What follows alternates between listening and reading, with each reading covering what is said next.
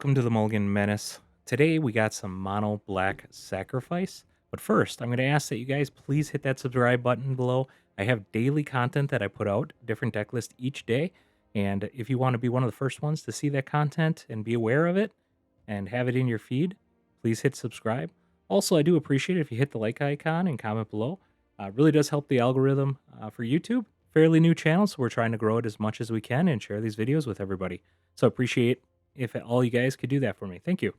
Otherwise, let's look at the deck list here. This is actually a deck that I saw Sloth play on his channel. I've been wanting to play a mono black sacrifice deck. I did have a deck list that I was planning on playing, but when I saw his, I was kind of interested because it does have a sneaky infinite combo in there. But first, we'll kind of go through what kind of cards we have in here for the sacrifice deck. We do have for the basics, we have the Sephiroth in here. You typically see that always in those decks, as well as a Bloodwitch and a Gorehound. Essentially, you can, anytime you sacrifice a creature, opponent loses 1 life, you gain 1 life. That's the benefit of the Bloodwitch. Same thing with the Sephiroth. Same thing happens with that. This has the added benefit of when this enters or attacks that you can sacrifice a creature, and if you do, you draw a card. So it has a little bit of a card draw engine in there. The kind of cards that you'd love to sacrifice is the Greedy Freebooter. This is just kind of a value engine here. One, it's going to be sacrifice fodder for all your different combo spells. It helps trigger the Gorehound when this comes in, so you can surveil with the Gorehound when this comes in. But it also leaves behind a treasure token, and you can scry, which is awesome with that. You're going to want to target that with something like with the Corrupted Conviction, so you got your nice card draw engine here as well. So every time you can sacrifice a freebooter with the Conviction, if you have Bloodwitch out or if you have Sephiroth out, you're going to gain life, you're going to be drawing cards, you're going to be scrying, creating treasure tokens. Just a lot of value that's kind of going on with that. Otherwise, we also have for removal, Tragic Trajectory. Just great with all the sacrificing you're doing. This can almost always do a -10 on that, so it's very handy to have in this deck. We do have a case of the Stash Skeleton. This skeleton is not long for this world. You're going to be using this as a sacrifice outlet a lot of times, and then you can solve it and search through your deck for a card that you're looking for. So that's fantastic for that. Shoot the Sheriff, more removal. We do have the Zealot here as a sack outlet. The nice thing is it does surveil, so you can kind of search through things, trying to find what you need to assemble the cards that you ideally want, possibly combo pieces if you're trying to go for the infinite combo. We do have Phantom Train here as well. Sacrifice another artifact or creature, put a +1/+1 counter on this vehicle. The big thing with this is really it's just another sacrifice outlet, just like you would have with the Zealot. The nice thing is they're not going to be killing this thing off too often. They don't really see this as much of a threat in this whole game of things, and when it is, it's just a little too late for them. So it's kind of handy to have in the deck. We also have some repeated effects with this Funeral Room. For 3, whenever a creature you control dies, each opponent loses 1 life and you gain 1 life. And the really nice thing on this back end of this, Awakening Hall, if you end up getting up to 8, and we do actually have that happen, or I have had this happen to me before, you get to unlock this or return all creature cards from your graveyard to the battlefield. So similar to that effect that you see in the Orzhov deck, that's a separate card. You actually have here cost quite a bit more, unfortunately. But it is handy because it's tacked onto the Funeral Room for that. We do have 2 of those in the decks. We also have Virtue of Persistence, where we have the 2 cost removal spell with the -3/-3. Gives it a little bit of life gain, which is nice against an aggro deck. And then you have Virtue of Persistence there. For 7 mana, you're able to start pulling creatures back into the battlefield from the graveyard. So very handy for that. Also helps you to get your combo pieces. So both of these, Awakening Hall and Persistence, allows you to get your combo pieces. Now you're probably wondering, what is the infinite combo in this deck? And it is all based around this common card right here, the Perigee Beckoner. For 5 casting costs, when this creature enters, until the end of turn, another target creature you control gets +2/+0 and gains. When this creature dies, return it to the battlefield, tap under its control. So the whole idea is you're going to have 2 of these, and you're going to target each of those, or each other, as they come into play. And then you're going to sacrifice it to something like a Zealot. And by doing that, you can sacrifice and it'll come back into play. You'll target the other one. And basically, you can constantly recur these two creatures back and forth as long as your opponent doesn't have removal or instant speed removal to stop this process from happening. Now, that doesn't win the game naturally. You have to have something like a Sephiroth or a Blood Witch in play, or even the Funeral Room, to be able to have that deal damage. So every time that happens, you'll be dealing damage, gaining life, and you can just do that over repeatedly until your opponent dies. Now, I will say this is not the easiest combo to assemble, but the handy thing about this is if you can get two of these Beckoners, you can cast them for the warp cost. So the warp cost is only going to be 4 mana for two of them. That's it, talking about if you didn't even have them in play, if you had them in your hand. So you're talking about 4 mana for that. There's a good chance that you had 2 of the other combo pieces already in play, and you're just off to the races there. You have plenty of land available for that, so it's really not that high casting cost to actually have this combo established. Now, keep in mind, even if you don't have the infinite combo going on, these Beckoners are awesome because the reason is you can. I actually have this happen in one of my games where I use the Beckoner to throw it on like a freebooter. Then I was able to sacrifice the freebooter to a conviction. It came back. It was dealing damage to the opponent when I was doing that. I was able to be scrying, creating treasure tokens, drawing cards, and I still had that. And I actually drew into, I think I drew into another conviction and was able to do it again. Obviously, it didn't come back because I didn't have a second Beckoner, but in those situations, I ended up drawing a lot of cards and all basically on the back of the Beckoner being warped in. So definitely awesome abilities in this deck. It is neat to play a mono black sack deck and get rid of the white out of there. Orzhov, um, people love seeing the mono black decks. To see a successful sacrifice deck in the colors is awesome. So let's get into the gameplay. All right, we go first. We have 2 land, a little bit of removal. Got the Zealots. See what we can do with this. We got one of the combo pieces here. Technically, we got 3 of the combo pieces. We're just looking for the second Beckoner. But I expect to have some of this stuff removed as we play it, unfortunately. Yep. Sephiroth.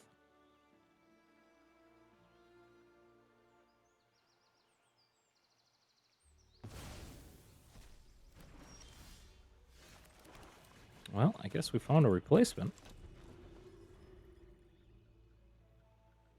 Need to draw land, though.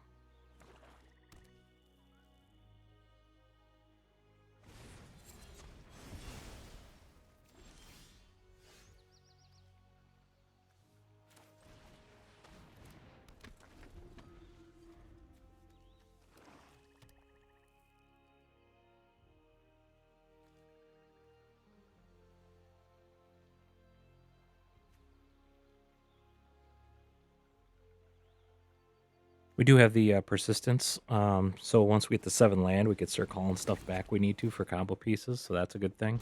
We just need our land, which we are not finding.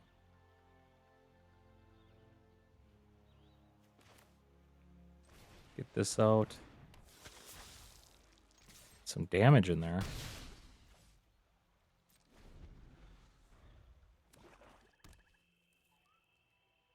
Don't want to see a bloodletter.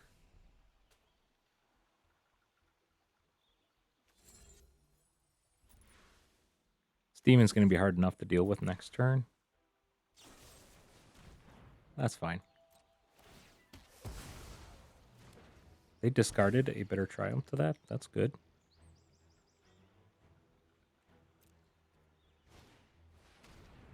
Okay. Emptied our graveyard, which is unfortunate. Finally got some land. Get this out. I expect them to unlock this because they're hitting every land drop, unlike us.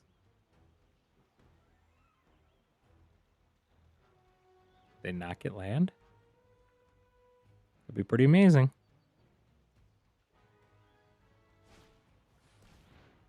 Well, there goes our virtue.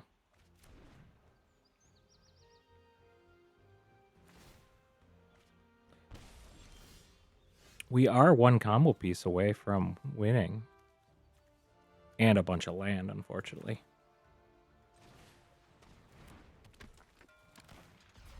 We can warp this in.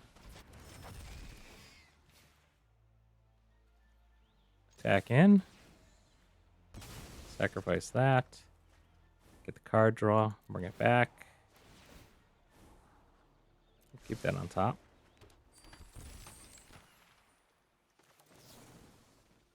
Okay. Sack that.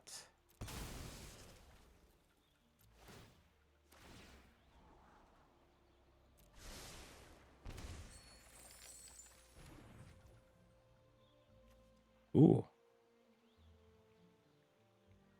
Oh, it has to do it 4 times. Yeah, we can't do that 4 times.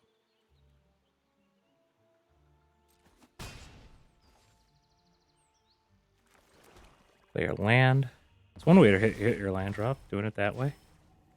The unfortunate thing is this is going to be full casting cost now. Oop. Are they going to do Ritual Chamber?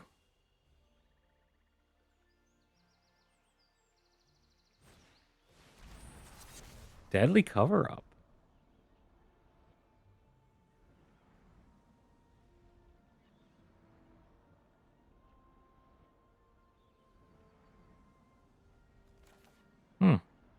Let's draw some cards.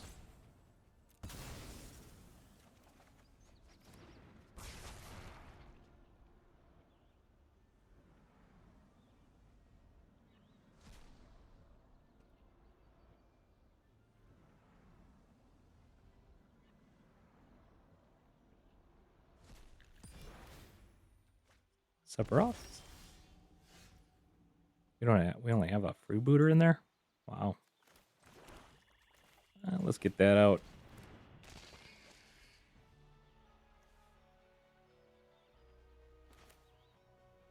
We're going to get this out too. We will sack the token for it. That way we can get a Gorehound out and surveil if we need to.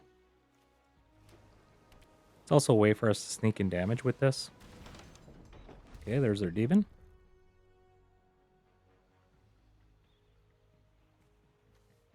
So we can actually Beckoner onto our other Beckoner. And they're kind of forced to block.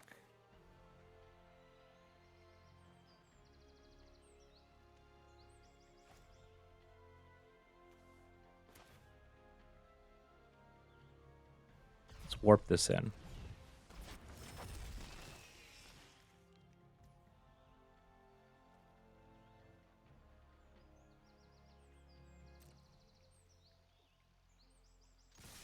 I should have cast the Gorehound first, just in case he blocks the Gorehound. Okay, that's fine.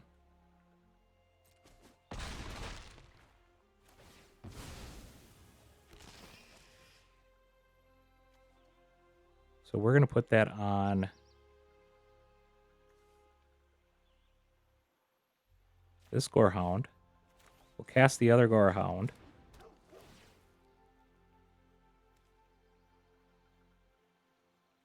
Yeah, we can kind of search for stuff with that. And then we can sacrifice that Gorehound. They basically need another sweeper here. Done. Get this out. If they sweep, we're able to complete that. We get a double surveil off that too. Shoot the sheriff. I don't think shoot the sheriff's going to matter here. Freebooter. Don't think freebooter's going to matter here.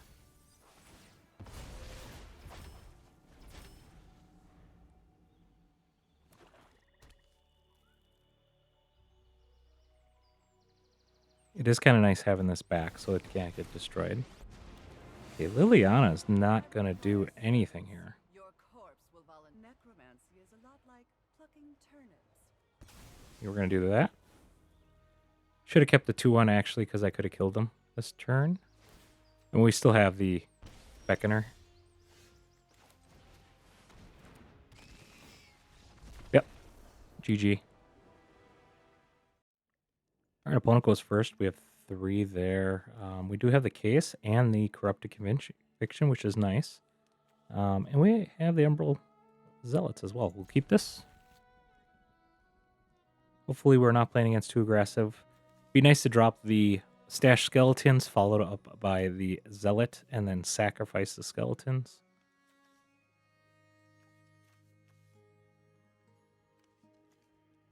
I mean, this can naturally sacrifice stuff, but if we can use this, we can draw 2 cards.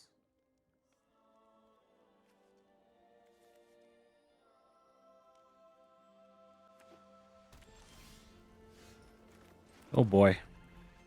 Whole lot of card draw here. Because we can even use this for card draw. Get the stash skeleton down. They're going to start loading this up with enchantments.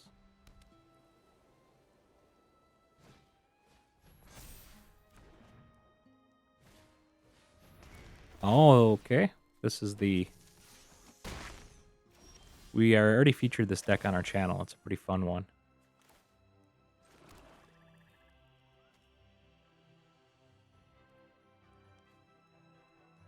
Three, 2.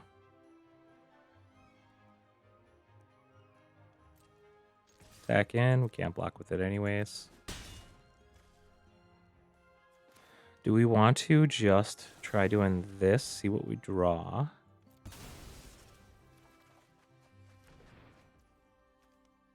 All right. Oh, we can't get that because it is ward and we don't have enough mana. Let's get this out. All right, we can solve this if we need to. Still only has ward 2.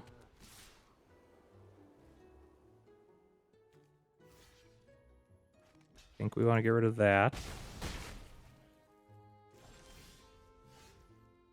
Well, that's not bad.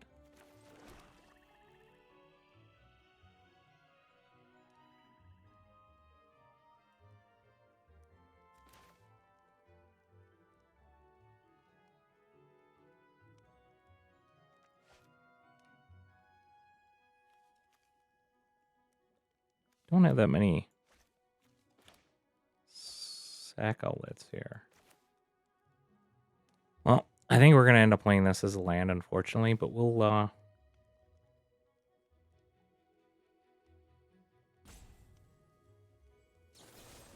go after...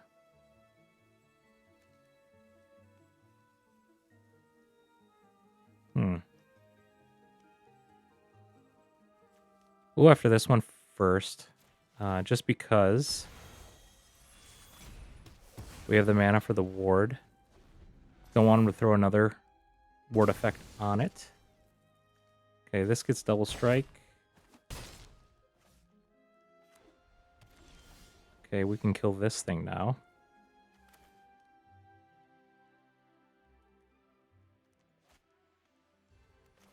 So we're going to play a couple cards here in order, just in case he has a trick. So we're going to get this out. We'll get the Gorehound out. This allows us to sack the Gorehound just in case we need to tragic for a higher amount. Okay, doesn't matter. You know what? Now I kind of want to keep that for draw. We can also go to the case. Let's get this tapped. We got the case and we got the conviction. I think we're good right now for draw. We want more stuff for playing.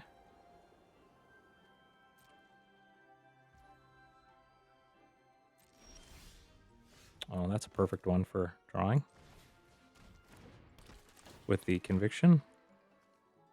We'll do that because we can put down the Phantom Train. We'll tack in. And turn. Good game. Alright, we go first. We do have a draw spell. We do have 2 creatures. Removal. We'll keep this. Okay, they're going to be doing some creature removal, so... They're going to duress us. They're probably going to get rid of the conviction. Maybe the virtue. I guess it's a toss-up. Conviction's not too bad because we have to sacrifice one of our creatures, so... It's like auto-removal for them. They picked right because we drew a Flurry Booter, which we would have definitely sacked.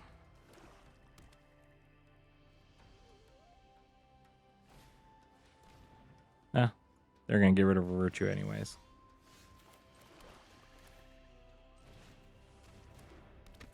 We're going to get our sack outlet here. Because I know they're going to go after it, but at least we got fodder to sack. All right, they're on draw. Well, then we can get our Blood Witch out, and we'll actually be able to gain quite a bit of life with sacking.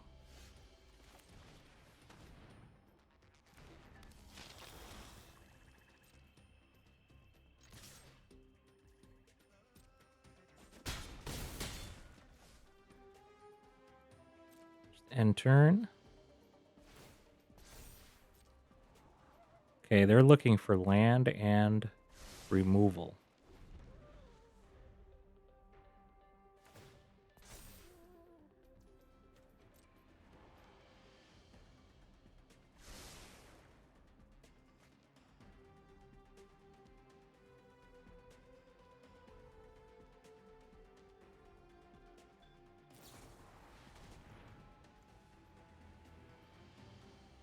Okay. They didn't get their land yet. Did they draw it there? They did. So we're playing Gogari. Ooh. We found some card draw. Well, let's attack in first.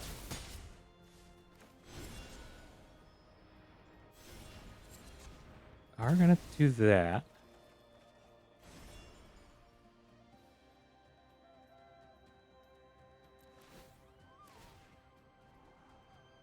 Ooh. Yeah, we're going to keep that for some more card draw. Let's get this down. We're keeping sack outlets here. We'll pass the turn.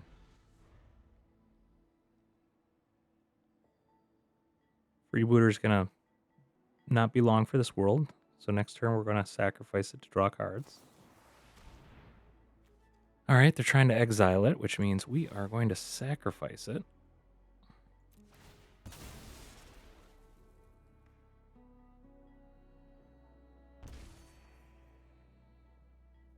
Keep that on top.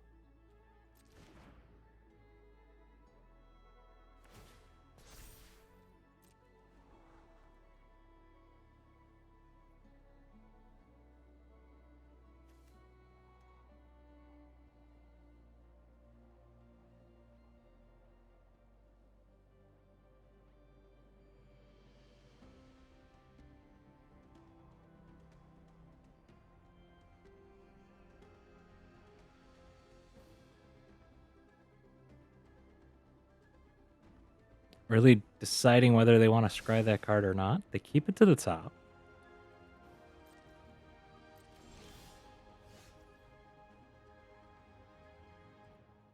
All right, we're going to attack in with everything.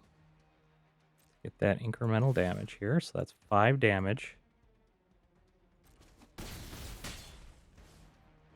I think they're dead here just with the sacks, but let's have fun with it. What can we draw? Here's another treasure token we can sack.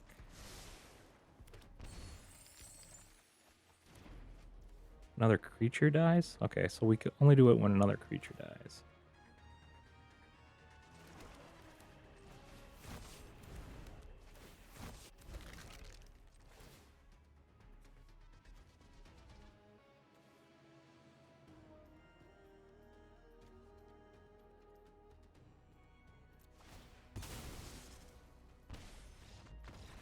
Okay, we had him there. Good game. All right, let's check this one out. We have 3 land. Tragic for a little bit of removal. We do have a Blood Witch, more removal, and a Funeral Room to help us get that same effect. Keep it.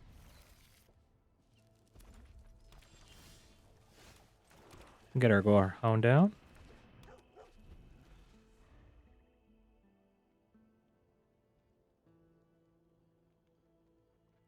would like to be able to cast this. We almost want like a freebooter or something. Hey, look at that.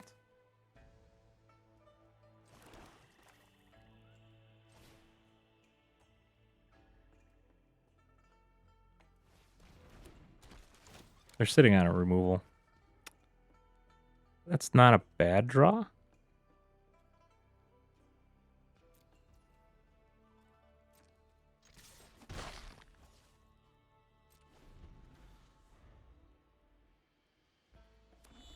I guess it's not our third land, so we could have probably tossed that.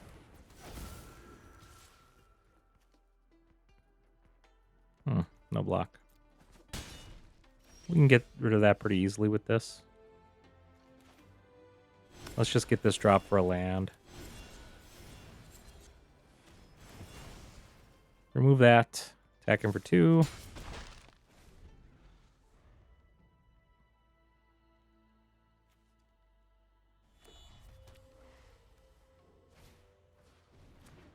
At the Hard Claw.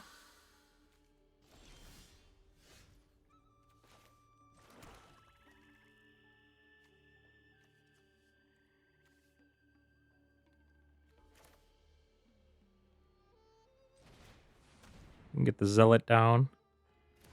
We'll sacrifice our freebooter.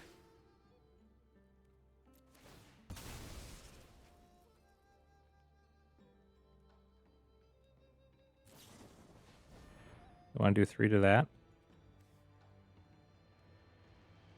I'm okay with that.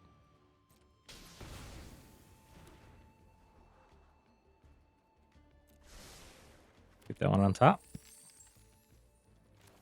We can kill their creature. We'll attack out.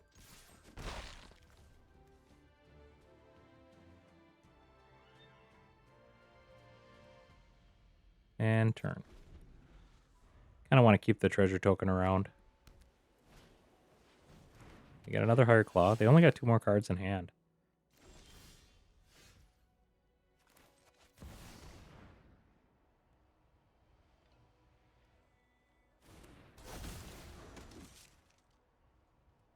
Yep.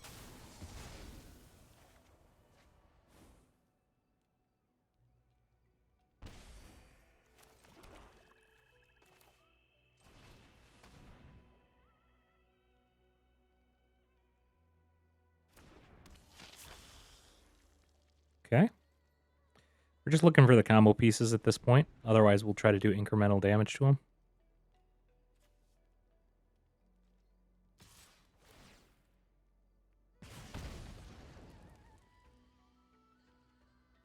We're 1 mana away, actually, from this.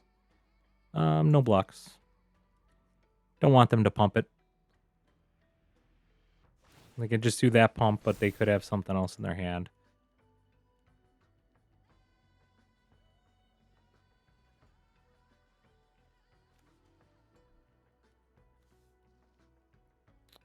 It would be nice to be able to start getting some of these other, like the Zealot out with the Virtue.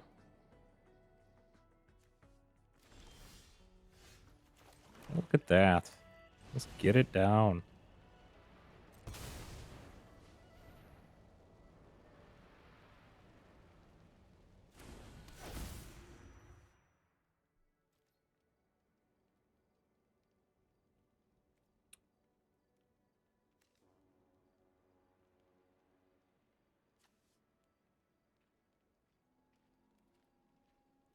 We're going to say no at this point.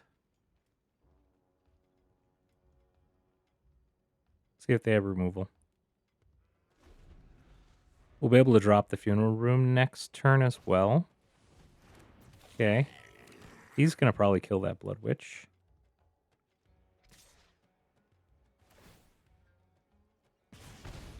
All right.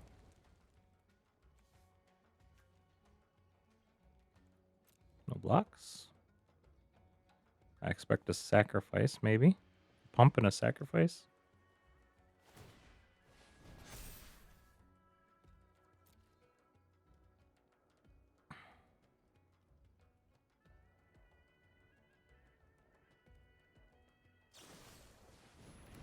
Boros Charm, double strike. Nice.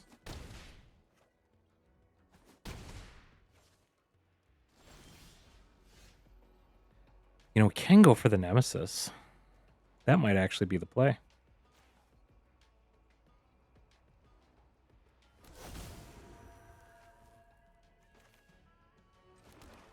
That is kind of the perfect blocker. 6, 7, 8. We can return all of our creatures. We only have 3.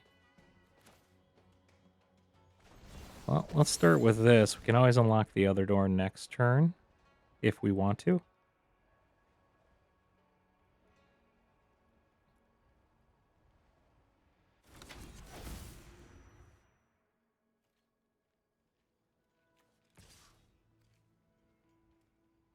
We're going to do this to draw a card.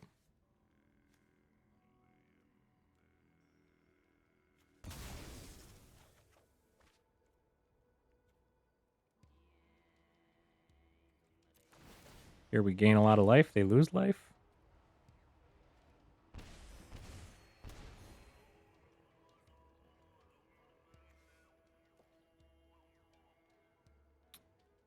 Now we can cast the case, have the skeleton. If they want to kill this, that's fine. Can't block. It has menace.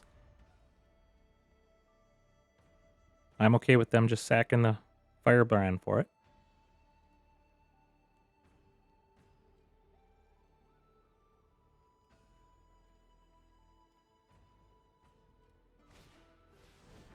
Show off.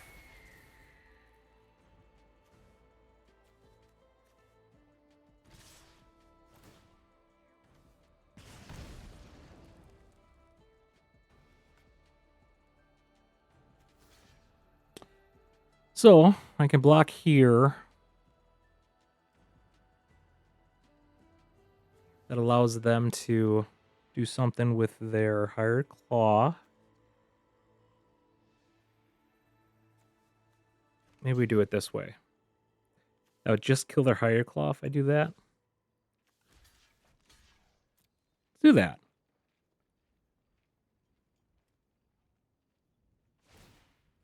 Okay.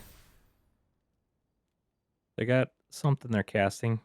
I probably should have blocked the hired claw now that I'm looking at this, because they're going to pump this. That's going to get 3, double strike here, 8. Yeah, down to 1.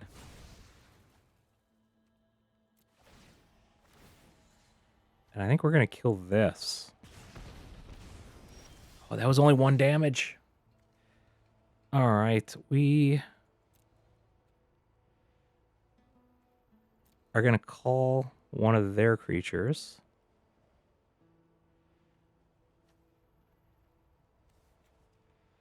Because we're going to pull back all of ours.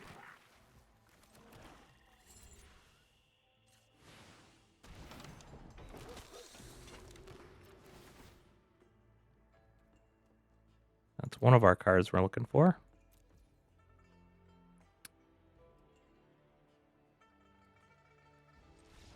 And I think we got him, because we get to attack him for quite a bit. Good game. All right, we go first in this one. We have 2 land and a ton of tragics, as well as a case and a zealot. We'll keep it. Hopefully we got like a mono red or a white weenie deck or something here. Looks like we might have a sacrifice deck. We'll see.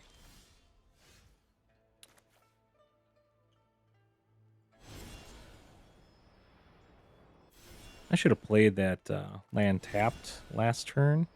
Wasn't thinking, but that's okay. If I would have played that tapped, we would have 2 untapped land. We would have had the case down in this situation. We will drop the case right now. We're going to drop another land. I would have held that up if we had another land in hand. They look at our hand, go, well, I guess this bat's not long for this world.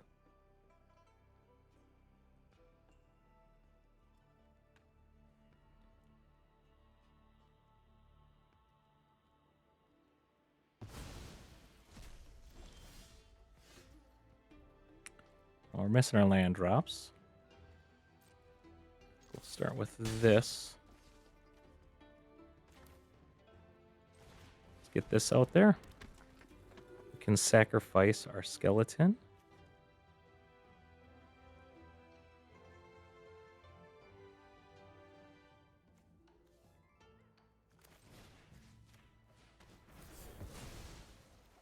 Get our creature back. And turn. Didn't sacrifice the skeleton.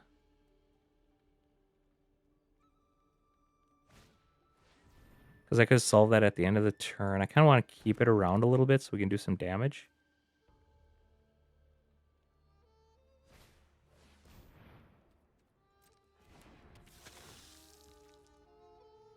Okay, well, that's not going to be here for long. That also allows our tragic to work a lot better now to kill that. My turn. Did draw land. That's good. We'll sack our skeleton. We'll keep that on top. Yes, we'll pay the 3 life.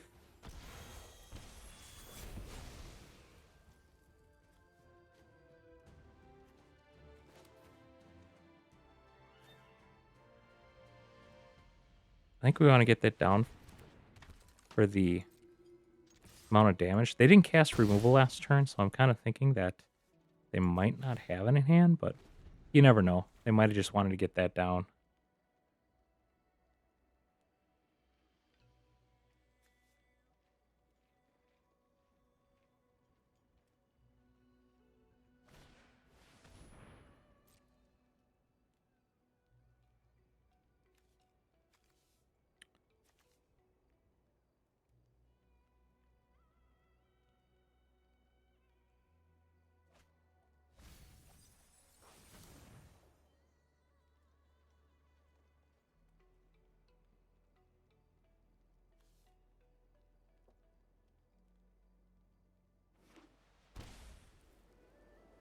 Funeral Room might not be a bad one to pull.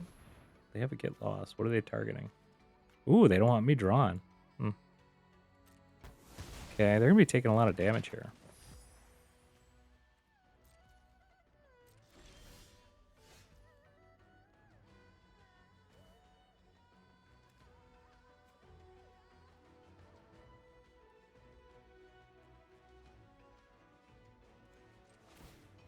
Try drawing a land off of this. We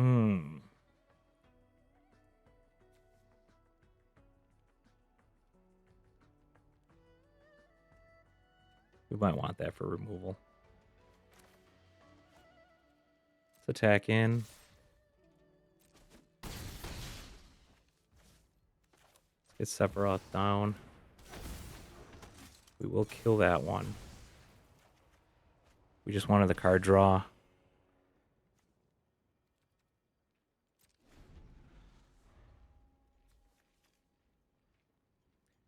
Down low enough that we can start possibly just not even worrying about attacking in. If they get a big enough board here, they're going to start cranking out 1/1s.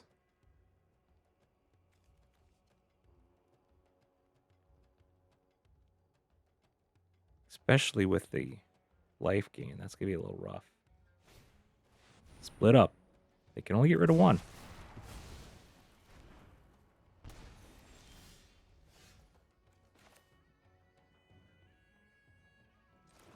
Alright, well, let's start with this. Yeah, let's keep that one on top.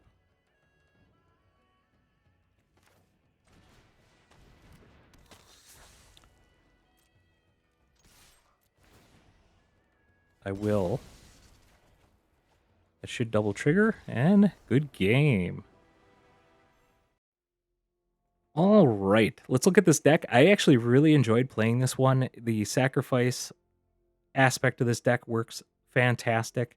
Beckoner is kind of an interesting one in this deck. It actually does pair very well with just playing it for the normal warp cost.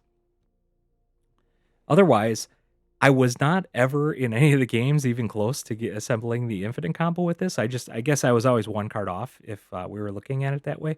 I never really had 2 of these cards available to me at any point, if unless I missed it or something like that.